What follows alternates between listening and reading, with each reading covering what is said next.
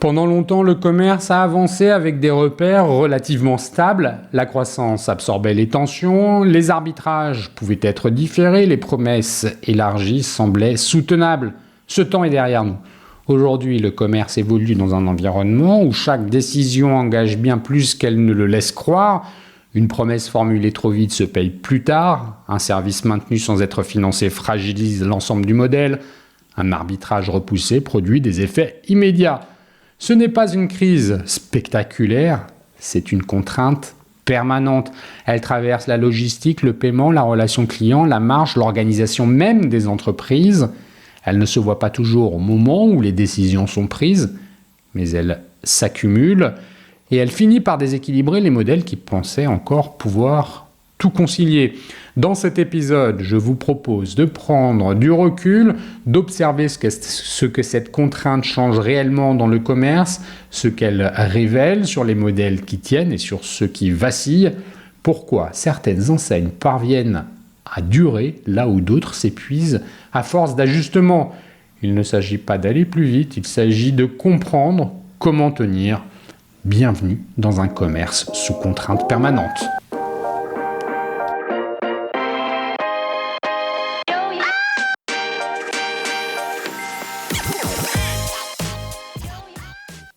Bonjour et bienvenue sur les Digital Doers. Depuis 2019, je prends le temps de rencontrer celles et ceux qui façonnent et transforment le commerce en France, des dirigeants de marques, d'enseignes, de plateformes, de DNVB ou de solutions qui vivent de l'intérieur les grandes mutations du commerce. Ici, pas d'interview formatée, j'aime les conversations longues, franches et analytiques, celles qui permettent de prendre de la hauteur, de comprendre les choix stratégiques, les contraintes, les arbitrages et les convictions, que ce soit en mode one-to-one ou dans des formats thématiques. Nous parlons de distribution, de marché, de proposition de valeur, d'évolution des comportements d'achat, mais aussi de technologie et de solutions. Chaque semaine, je vous propose un nouvel épisode. Pour en être notifié, vous pouvez vous abonner à la plateforme d'écoute de votre choix. Enfin, pour suivre l'actualité du podcast et de notre écosystème, vous pouvez également me retrouver sur LinkedIn, Instagram, TikTok, Facebook, ainsi que sur mon groupe WhatsApp et bien évidemment sur lesdigitaldoers.com. Tous les liens sont en description de cet épisode. Bonne écoute, toujours sans coupure. Depuis plusieurs années, le commerce évolue dans un environnement qui ne se stabilise plus. Les crises se sont succédées sans que s'installe durablement un nouveau point d'équilibre. Elles ont laissé place à un régime plus contraint, dans lequel les arbitrages sont devenus plus fréquents, plus coûteux et plus difficiles à différer. Longtemps, le secteur a reposé sur une lecture relativement lisible de son fonctionnement. Les étapes du parcours client s'organisaient de manière séquentielle, les organisations se structuraient par fonction, la croissance permettait d'absorber une large part des tensions, les fragilités existaient déjà, mais elles restaient souvent dissimulées par l'augmentation des volumes et par une fluidité apparente des usages. Cette grille de lecture ne tient plus face à la réalité actuelle du commerce. Les entreprises ne font plus face à des chocs ponctuels, mais à une accumulation de contraintes qui s'exercent simultanément sur les coûts, les promesses, les organisations et les décisions. La logistique, le paiement, le service client ou encore la conformité, longtemps relégués au rang de fonction d'exécution, occupent désormais une place structurante. Ils conditionnent à la fois la capacité à vendre, à tenir les engagements pris et à inscrire l'activité dans la durée. Dans ce contexte, la performance ne se joue plus uniquement sur ce qui est vendu. Elle se mesure aussi à ce qui est effectivement tenu. La marge n'est plus un indicateur lointain, analysé a posteriori, mais un signal immédiat de solidité ou de fragilité. La promesse client cesse d'être un levier essentiellement marketing pour devenir un engagement opérationnel qui traverse l'ensemble de l'organisation. Les décisions les plus structurantes ne sont pas toujours visibles du client, mais leurs effets s'inscrivent durablement dans la trajectoire des enseignes. Ce basculement impose une autre manière de lire le commerce. Non plus comme une succession d'optimisations indépendantes, mais comme un système dense et interdépendant dans lequel chaque arbitrage engage l'ensemble du modèle. La contrainte n'apparaît plus comme une parenthèse liée à la conjoncture, elle s'impose comme une donnée structurelle de l'activité. C'est cette transformation que cet épisode propose d'explorer.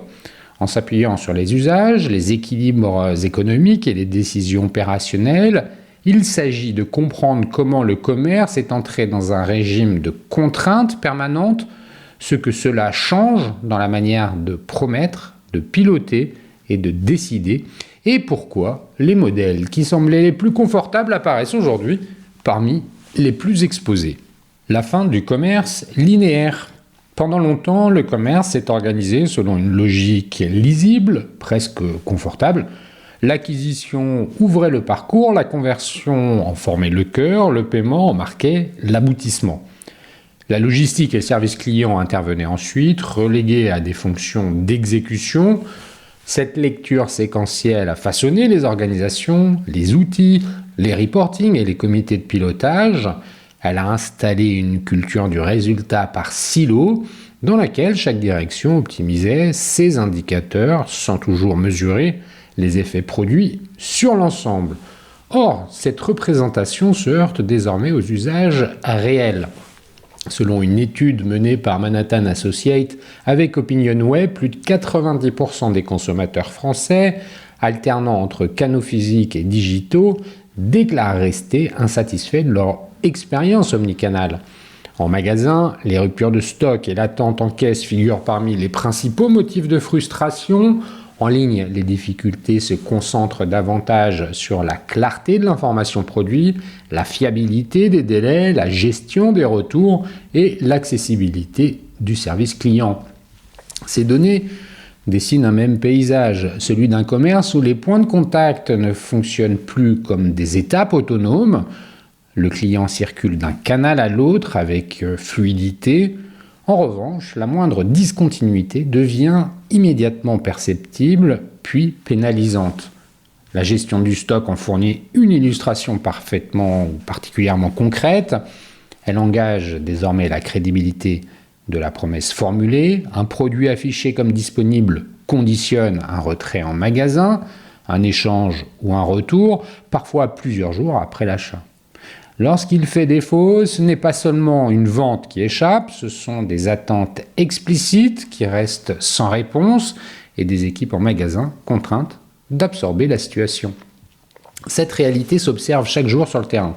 De nombreuses enseignes ont investi dans le click and collect sans disposer d'une visibilité suffisamment fiable sur leur stock de magasins. D'autres ont découvert à l'usage que l'omnicanal expose les vendeurs à des arbitrages permanents entre clients venus acheter, clients venus retirer et clients venus retourner. Le stock devient alors un point de friction relationnel autant qu'un sujet logistique. La même logique traverse le service client. Une réponse tardive, un formulaire sans suivi, une procédure mal comprise influence directement la décision d'achat. Le service client n'intervient plus seulement après coup, il pèse en amont dans la perception du risque et dans la confiance accordée à la marque. Cette imbrication apparaît avec une acuité particulière à travers la question des retours. Le rapport European e-commerce 2024 souligne qu'en Espagne, près de 40% des acheteurs en ligne retournent des produits, principalement dans l'habillement et les accessoires. Derrière ce chiffre se dessine une réalité bien connue des retailers. Le retour mobilise simultanément la logistique, la finance, le magasin, le service client et parfois même le marketing. Les réponses apportées traduisent cette contrainte. Retour en magasin pour contenir les coûts, recours accru au point relais, limitation des services express, facturation de certains services. Ces choix ne révèlent pas d'un durcissement arbitraire. Ils répondent à une équation économique devenue centrale dans laquelle le retour concentre une part croissante des coûts invisibles tout en demeurant un marqueur fort de confiance pour le client. Le paiement révèle une contrainte du même ordre. Selon les analystes du Bayard Institute, près de 70% des paniers en ligne sont abandonnés avant validation. Ce chiffre rappelle une évidence souvent sous-estimée. Un obstacle au moment du règlement suffit à neutraliser l'ensemble des investissements engagés en amont. Le paiement agit ainsi comme un point de vérité où la cohérence du parcours se vérifie ou se fissure. Les incidents majeurs rendent cette interdépendance impossible à ignorer. Lorsqu'une cyberattaque frappe un acteur du retail, ce ne sont pas seulement les systèmes qui tombent, les commandes se bloquent, les flux se désorganisent, les rayons se vident et la confiance s'érode. L'incident opérationnel se transforme rapidement en crise commerciale, puis en crise de réputation. Ces événements jouent un rôle de révélateur. Ils montrent que le commerce repose désormais sur une architecture dense et fortement interconnectée, une fragilité localisée produit des effets globaux, une décision prise sur un point précis engage souvent, sans l'avoir anticipé, l'ensemble de la chaîne, et dans ce contexte, les modes de pilotage doivent évoluer. Les enseignes ne peuvent plus additionner des outils ni juxtaposer des expertises. Elles doivent composer avec un système contraint où chaque arbitrage implique des renoncements, des compensations et des choix assumés. Le commerce ne s'est pas complexifié par goût de la sophistication, il s'est densifié, les liens entre les composantes se sont resserrés, rendus visibles, parfois éprouvants, et c'est dans cet enchevêtrement que s'installe la contrainte permanente, non comme une parenthèse, mais comme une condition durable de l'activité. La marge attaquée de toutes parts. Pendant longtemps, la marge s'est lue comme un verdict. Elle se commentait en comité de direction, se comparait d'un exercice à l'autre et orientait aussi bien les décisions d'investissement que les priorités opérationnelles. Elle constituait un repère relativement stable dans un environnement où la croissance des volumes et l'optimisation des coûts suffisaient encore à préserver les équilibres. Ce repère s'est progressivement fragilisé. Aujourd'hui, la marge ne se dégrade pas sous l'effet d'un choc unique, elle s'érode au fil d'arbitrages successifs qui paraissent raisonnables lorsqu'on les observe isolément, mais dont l'accumulation finit par déplacer l'économie du commerce. Une promotion supplémentaire pour soutenir le trafic, une option de livraison rapide pour sécuriser la décision d'achat, un retour accepté sans discussion afin d'éviter l'escalade d'un litige, un geste commercial pour clore une réclamation. Pris séparément, chacun de ces choix répond à une logique immédiate, mais ensemble, ils déplacent progressivement le point d'équilibre. Les données disponibles confirment cette érosion diffuse. La FEVAD observe que malgré la progression continue du chiffre d'affaires du e-commerce en France, la rentabilité des acteurs reste sous forte pression, en particulier dans le commerce spécialisé. Plusieurs analyses de cabinets comme McKinsey ou le BCG convergent sur un constat similaire, l'augmentation des coûts opérationnels, logistiques et commerciaux absorbe une part croissante de la valeur créée. La croissance à elle seule ne garantit plus la marge. La performance se joue désormais moins sur ce qui est vendu que sur ce qui s'échappe. Cette situation installe les enseignes dans une zone d'inconfort durable. La marge ne dépend plus d'un levier principal clairement identifiable. Elle se négocie au quotidien, souvent dans l'urgence et parfois sans vision consolidée. Elle se fragmente entre des décisions prises par des équipes différentes, chacune répondant à ses propres contraintes, sans que l'impact global soit immédiatement lisible. Le retour constitue l'un des premiers foyers de coûts. Dans certains secteurs, notamment la mode, l'addition devient rapidement significative. Au transport aller et retour s'ajoute le reconditionnement des produits, l'immobilisation des stocks, le traitement administratif et le temps opérationnel mobilisé en entrepôt comme en magasin. L'ensemble forme une succession de manipulations qui pèsent directement sur le résultat. Les enseignes en font l'expérience au quotidien. À mesure que les volumes augmentent, le coût unitaire progresse et l'organisation se met sous pression. Les magasins se transforment en zone de tri improvisée, les équipes absorbent des flux qu'elles n'avaient ni anticipés ni dimensionnés. La marge se trouve alors grignotée par des opérations invisibles pour le client mais parfaitement tangibles sur le terrain. Le paiement en révèle une autre fragilité économique, les frais de transaction, les commissions, la généralisation du paiement fractionné, ainsi que les coûts liés à la fraude et aux impayés pèsent lourdement dans l'équation. La FEVAD rappelle que près de 7 paniers sur 10 ne vont pas au bout du processus d'achat en ligne, soulignant à quel point la moindre friction au moment du règlement peut neutraliser les efforts consentis en amont. Des acteurs du paiement comme Stripe ou Adyen se rappellent régulièrement dans leurs publications. L'enjeu ne se limite plus à fluidifier le checkout, il consiste à trouver un équilibre entre taux d'acceptation, maîtrise du risque et soutenabilité économique. Et là encore, la marge se joue dans des réglages fins, rarement visibles, mais décisifs. La promotion participe également à cette fragilisation. Longtemps considérée comme un moteur de croissance, elle révèle aujourd'hui sa nature ambivalente lorsqu'elle est mal ciblée, elle cannibalise la valeur, lorsqu'elle devient trop fréquente, elle installe une attente artificielle, lorsqu'elle compense des faiblesses structurelles, elle retarde les ajustements nécessaires sans les résoudre. Sur le terrain, ce mécanisme est désormais bien identifié. Les opérations promotionnelles soutiennent le chiffre d'affaires à court terme, tout en laissant derrière elles une marge comprimée et des clients conditionnés à l'attente de l'offre. La promotion perd alors son statut de levier stratégique pour s'apparenter à un outil de respiration ponctuelle, parfois indispensable, rarement créateur de valeur durable. À cette dynamique s'ajoute la montée des coûts logistiques, l'augmentation des tarifs de transport, la complexité du dernier kilomètre, la gestion de l'international et des retours transfrontaliers alourdissent durablement les structures de coûts. Plusieurs études opérationnelles estiment que la logistique peut représenter jusqu'à 15% du chiffre d'affaires dans certains modèles e-commerce hors retour. Chaque promesse supplémentaire formulée aux clients, qu'il s'agisse de rapidité, de gratuité ou de flexibilité, s'inscrit dans une économie où l'exception tend à devenir la norme et où chaque concession se paye. Les enseignes se retrouvent ainsi confrontées à une équation délicate. Réduire les coûts expose au risque de dégrader l'expérience. Maintenir un haut niveau de service fragilise la rentabilité. Dans les deux cas, la marge sert de variable d'ajustement. La fraude et les litiges ajoutent une couche supplémentaire à cette équation.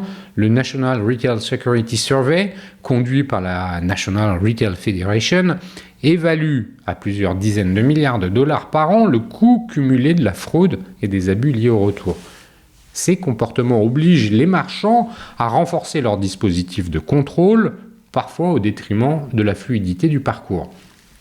La difficulté tient enfin à l'absence de visibilité globale.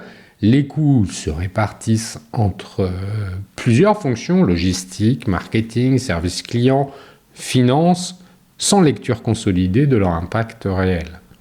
Les pertes s'accumulent par fragments, sans toujours apparaître clairement dans les tableaux de bord.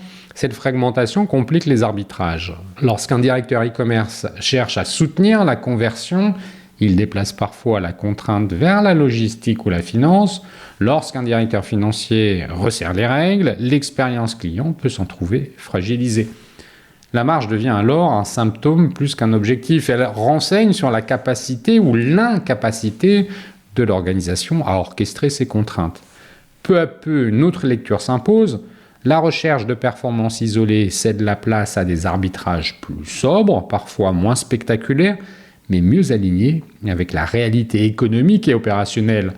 Ces choix n'améliorent pas toujours les résultats à court terme, ils visent à restaurer une cohérence dans la durée. Et dans ce contexte, la marge retrouve une fonction centrale. Au-delà du résultat comptable, elle renseigne sur la solidité du modèle et sur la capacité d'un commerce à tenir ses promesses sans se fragiliser. Elle éclaire en creux la qualité des arbitrages opérés entre expérience client, structure de coûts et exposition au risque. Le commerce actuel n'évolue plus dans une économie de la croissance facile. Il avance dans une économie de la contrainte où chaque point de marge se négocie au prix d'un équilibre instable.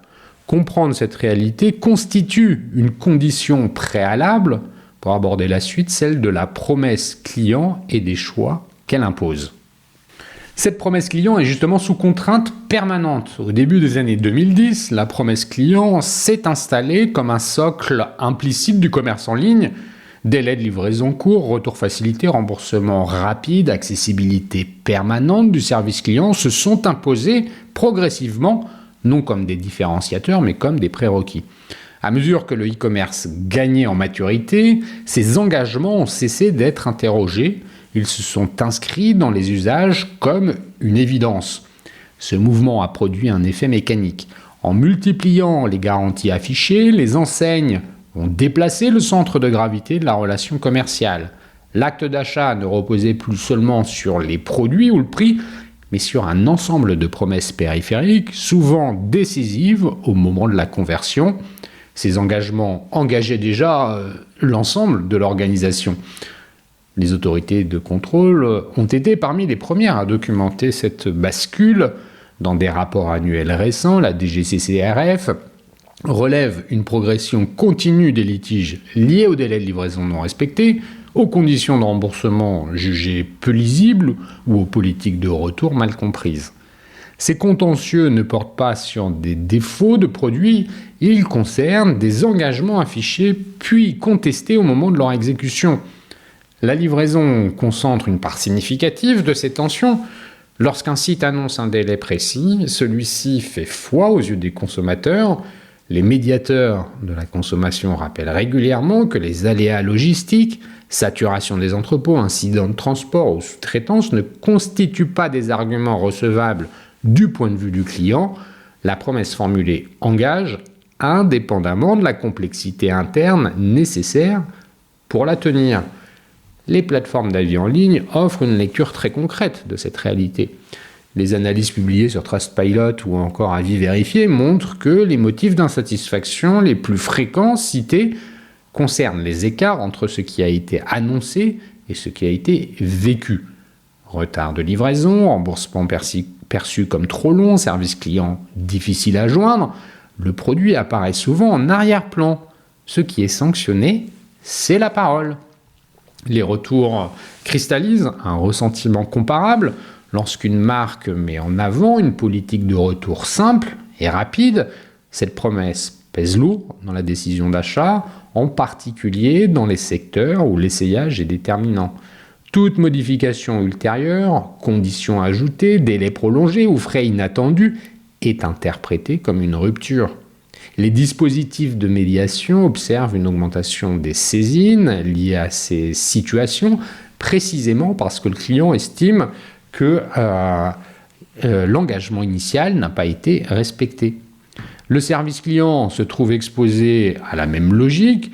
Les mentions de disponibilité permanente et de réponse rapide, omniprésentes sur les sites marchands, créent une attente forte. Or, les données issues des médiations de la consommation montrent que l'absence de réponse, les délais excessifs ou les réponses standardisées figurent parmi les premiers motifs de réclamation. Le client n'évalue pas la charge opérationnelle, il mesure l'écart entre la promesse affichée et l'expérience vécue. Ce qui tend ces situations particulièrement sensibles tient à leur caractère transversal. Le client ne segmente pas son jugement. Une promesse formulée sur un site engage le magasin. Un engagement pris par le service client rejaillit sur la perception du paiement ou du remboursement. Dans les litiges analysés par les autorités publiques, cette confusion des responsabilités revient de manière récurrente. Pour le consommateur, la marque constitue un tout. Et l'omnicanal renforce cette exigence de cohérence. En passant sans rupture du digital au physique, le client attend que la parole commerciale reste identique. Les rapports de contrôle soulignent d'ailleurs que les divergences entre les conditions affichées en ligne et celles appliquées en magasin figurent parmi les sources récurrentes de contentieux. La promesse ne circule plus dans un canal, elle traverse l'organisation. Face à cette exposition accrue, les enseignes ont commencé à revoir la portée de leurs engagements. Les prises de parole publiques de plusieurs dirigeants du retail traduisent une inflexion nette. Il est désormais question de clarification, de conditions explicites, parfois de restrictions assumées. Ces ajustements suscitent des réactions à court terme, mais ils répondent à une contrainte simple. Une promesse non tenue coûte plus cher, en réputation comme en contentieux, qu'un engagement plus limité, mais respecté. Les travaux parlementaires consacrés à la protection du consommateur insistent sur ce point. La confiance ne repose pas sur l'abondance des garanties, mais sur leur sincérité et leur lisibilité. Une promesse claire, même exigeante, protège davantage la relation qu'un engagement flou impossible à tenir dans la durée. Les acteurs les plus solides semblent avoir intégré cette logique. Ils attribuent désormais leur attractivité commerciale et capacité réelle d'exécution. La promesse devient un choix structurant qui engage les outils, les équipes, les partenaires et, in fine, la crédibilité de la marque. Elle se vérifie dans la répétition d'une exécution fiable, non dans l'exception. Dans ce contexte, la promesse client cesse d'être un levier de différenciation facile. Elle agit comme un révélateur, elle met à nu l'alignement ou non entre la parole, les moyens et les pratiques. Elle oblige à renoncer à certaines facilités discursives pour préserver une relation durable. Le commerce contemporain se trouve ainsi confronté à une responsabilité accrue. Il ne s'agit plus de promettre davantage, mais de promettre de façon soutenable. Dans un environnement sous contrainte permanente, la promesse tenue devient un acte structurant, presque institutionnel, qui conditionne la confiance accordée à l'ensemble du modèle. Décider là où l'erreur ne se voit pas tout de suite dans le commerce actuel. Certaines décisions ne s'affichent pas. Elles se prennent en amont dans des zones longtemps considérées comme techniques, paiement, logistique, conformité. Des domaines rarement mis en avant dans les discours de marque, mais devenus centraux dans la capacité d'une entreprise à tenir dans la durée. Le paiement, on l'a déjà dit, illustre cette transformation de manière particulièrement nette. Longtemps réduit à une étape de validation, il constitue désormais un point de bascule. Selon la Banque de France, la fraude sur les paiements par carte demeure structurellement élevée en France, tandis que les volumes de contestation post-paiement continuent de progresser. Chaque transaction acceptée engage donc bien davantage que le chiffre d'affaires immédiat. Elle ouvre aussi un risque différé de litige, le chargeback et de coûts administratifs. La généralisation de l'authentification forte sous l'impulsion de la DSP2 et du cadre défini par l'autorité bancaire européenne a rendu ces arbitrages plus visibles. Les établissements financiers reconnaissent eux-mêmes que le renforcement des contrôles améliore la sécurité tout en dégradant mécaniquement la conversion sur certains parcours. Accepter plus largement, c'est vendre davantage à court terme. Restreindre, c'est se protéger au prix d'abandon immédiat. Ce réglage traduit toujours une hiérarchie assumée entre fluidité commerciale et maîtrise du risque. La logistique relève d'arbitrages tout aussi déterminants. Le choix d'un prestataire, d'un modèle de livraison ou d'un niveau de service engage durablement la capacité à tenir des délais annoncés. Dans plusieurs rapports récents, la Cour des comptes souligne la dépendance croissante des entreprises françaises à des chaînes logistiques complexes, largement sous-traitées, parfois peu résilientes. Ces décisions, souvent motivées par l'optimisation des coûts, exposent fortement lors des périodes de tension. Des pics d'activité, qu'il s'agisse des fêtes de fin d'année ou des grandes opérations commerciales, rendent ces fragilités particulièrement visibles.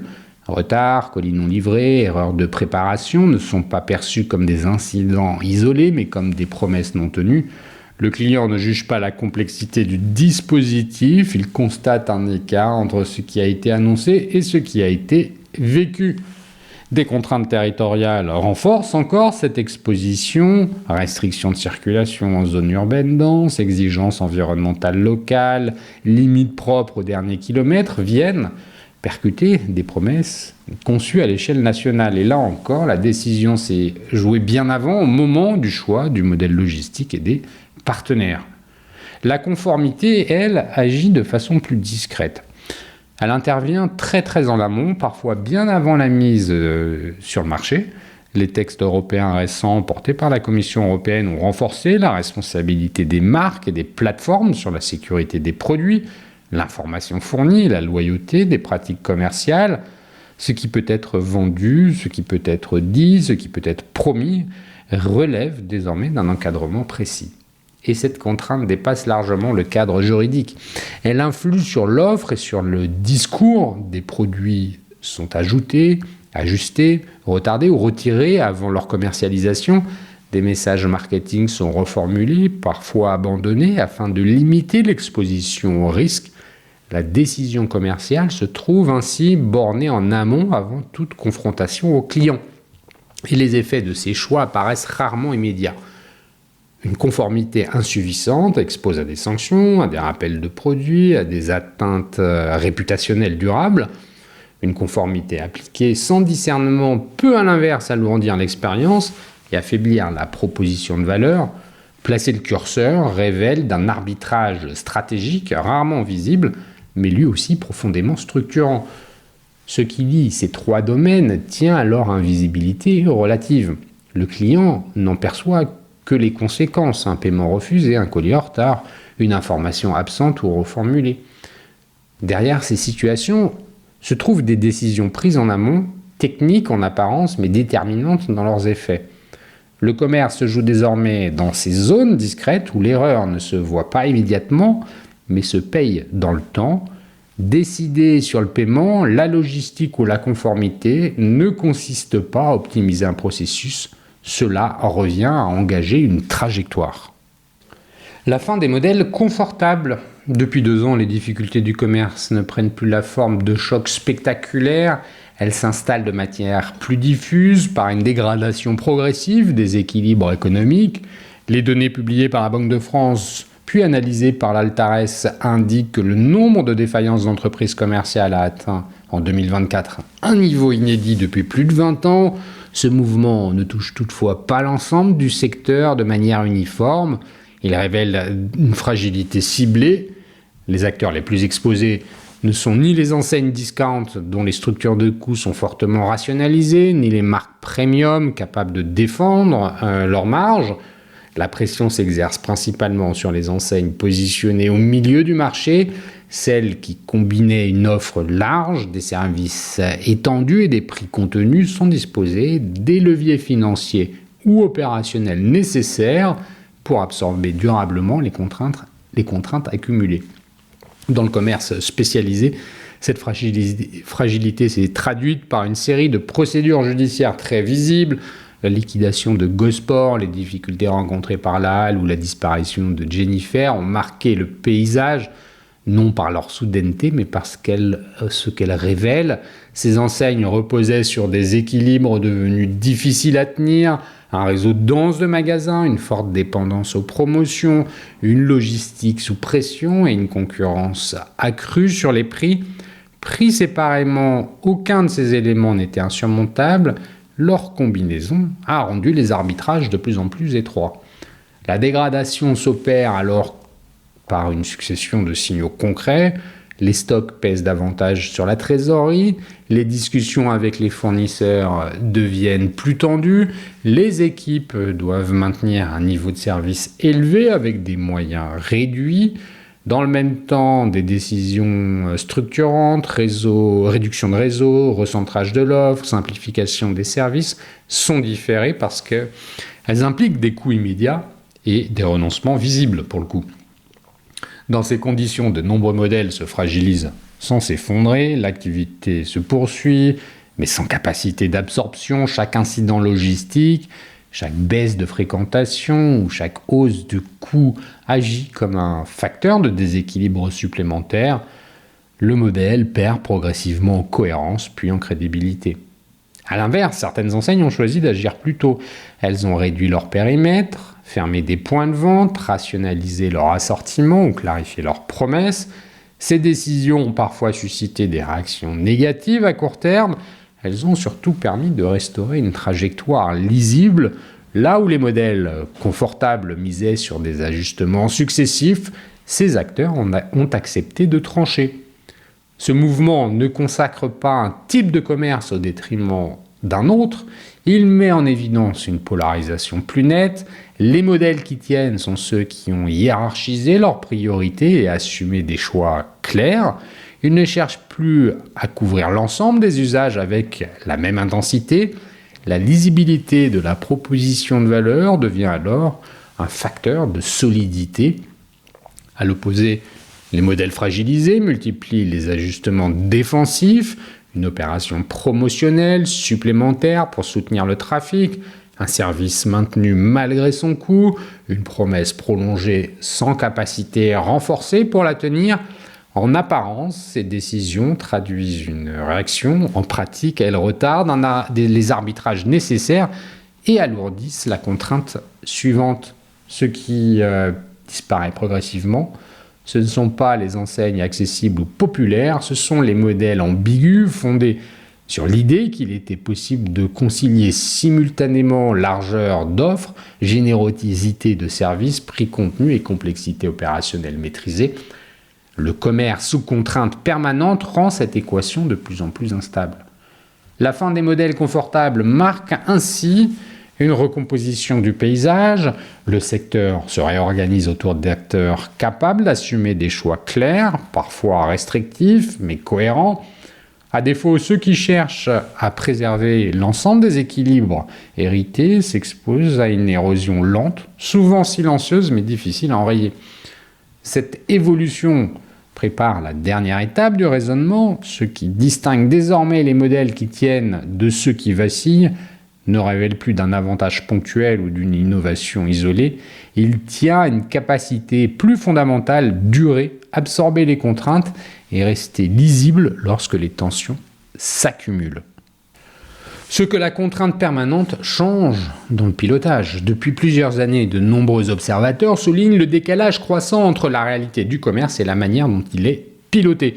Dans une étude publiée en 2024 sur la transformation des organisations commerciales, le BCG relevait que la plupart des distributeurs européens restaient structurés autour de silos fonctionnels, conçus pour un commerce plus prévisible, alors même que les décisions engageaient désormais plusieurs chaînes de valeur simultanément.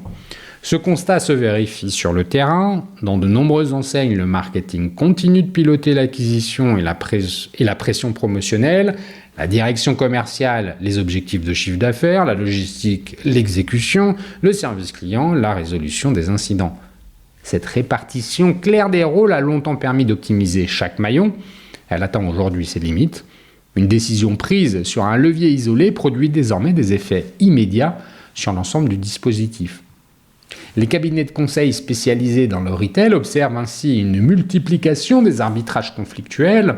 Selon une analyse publiée par McKinsey sur la performance opérationnelle des distributeurs européens, les entreprises les plus fragilisées ne sont pas celles qui manquent d'outils, mais celles dont les décisions restent séquentielles dans un environnement devenu transversal. Une opération commerciale peut améliorer temporairement le trafic, tout en dégradant la qualité de service, la rentabilité logistique et la charge du service client. Le pilotage par objectif partiel rend ces effets difficiles à anticiper. Les indicateurs eux-mêmes traduisent ce décalage. De nombreuses enseignes continuent de suivre prioritairement des KPI orientés volume, trafic ou taux de conversion hérités d'un commerce en croissance. Les coûts associés à la promesse, qu'ils soient logistiques, relationnels ou financiers, sont souvent analysés a posteriori. Or, comme le souligne Deloitte dans ses travaux sur la rentabilité du commerce omnicanal, cette lecture différée complique les arbitrages et tend à masquer la fragilité réelle des modèles. Ce décalage organisationnel ralentit la prise de décision. Les choix structurants impliquent désormais plusieurs directions, plusieurs systèmes d'information et plusieurs responsabilités. Les arbitrages prennent du temps non par inertie, mais parce que l'organisation n'a pas été conçue pour décider rapidement sur des sujets transverses.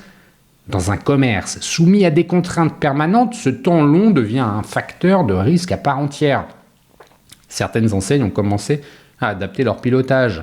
Elles ont fait évoluer leur comité de décision, rapprocher les fonctions commerce, finance, logistique et relations clients. et revu leurs indicateurs de performance afin d'intégrer la soutenabilité des choix. Ces transformations restent encore minoritaires, mais elles traduisent une prise de conscience claire. Le pilotage ne peut plus se limiter à l'optimisation indépendante de chaque fonction. Ce qui se joue dépasse une simple réorganisation interne, il s'agit d'un changement de grille de lecture. Le commerce ne se pilote plus uniquement par la performance commerciale immédiate, mais sur la capacité du modèle à absorber les contraintes sans se déséquilibrer. Les décisions deviennent moins fréquentes, mais plus structurantes. Elles engagent simultanément la promesse, l'organisation et la trajectoire. Beaucoup d'enseignes demeurent toutefois organisées pour un commerce révolu, dans lequel la croissance absorbait les tensions, où les arbitrages pouvaient être différés, où les promesses pouvaient être élargies sans être immédiatement financées. Le commerce sous contrainte permanente rend ces écarts plus visibles et plus coûteux. Ce que cette transformation impose n'est pas une sophistication accrue du pilotage, mais une exigence renforcée de cohérence, décider moins souvent, mais décider plus clairement, arbitrer plus tôt, intégrer le coût réel de la promesse au moment même où elle est formulée. C'est à ce niveau organisationnel et décisionnel que se joue désormais la capacité des enseignes à tenir dans la durée. Une crise passagère, elle s'inscrit désormais dans un régime durable de contraintes où chaque décision engage plus largement qu'auparavant. Différer un arbitrage produit des effets immédiats, formuler une promesse engage bien au-delà de l'acte de vente. Les organisations ne peuvent plus fonctionner en pariant sur un relâchement prochain de l'environnement. Cette situation ne marque ni la fin du commerce ni son affaiblissement. Elle révèle un déplacement plus profond. Les ressorts de la performance d'hier, croissance rapide, multiplication des canaux, extension continue des services, ne suffisent plus à garantir la solidité des modèles. La réussite se mesure davantage dans la durée, dans la capacité à encaisser des chocs répétés sans perdre sa cohérence. Les enseignes qui tiennent le mieux ne sont pas nécessairement celles qui promettent le plus, ni celles qui accumulent les innovations. Ce sont celles qui ont accepté de hiérarchiser, parfois de renoncer et souvent de clarifier. Elles ont intégré qu'en situation de contrainte permanente, la lucidité protège davantage que l'ambition affichée et que la cohérence pèse plus lourd que l'exhaustivité. A l'inverse, les modèles qui continuent de piloter comme si les tensions étaient temporaires s'exposent à une fragilisation progressive, non par manque d'effort, mais parce que l'effort se disperse en cherchant à préserver l'ensemble des équilibres et hériter, le retardent les décisions qui permettaient de stabiliser leur trajectoire. Le commerce qui s'installe ne définira donc pas uniquement par ce qu'il vendra, mais ni par les technologies qu'il adoptera. Il se jouera dans la manière de décider, d'arbitrer et d'assumer les contraintes propres à chaque modèle. La question centrale n'est plus de savoir comment aller plus vite, mais comment tenir sans se renier. Dans ce cadre, durer devient un choix stratégique à part entière et la capacité à poser des limites claires, à aligner des promesses avec les moyens réels, s'impose moins comme un renoncement que comme une condition de crédibilité durable.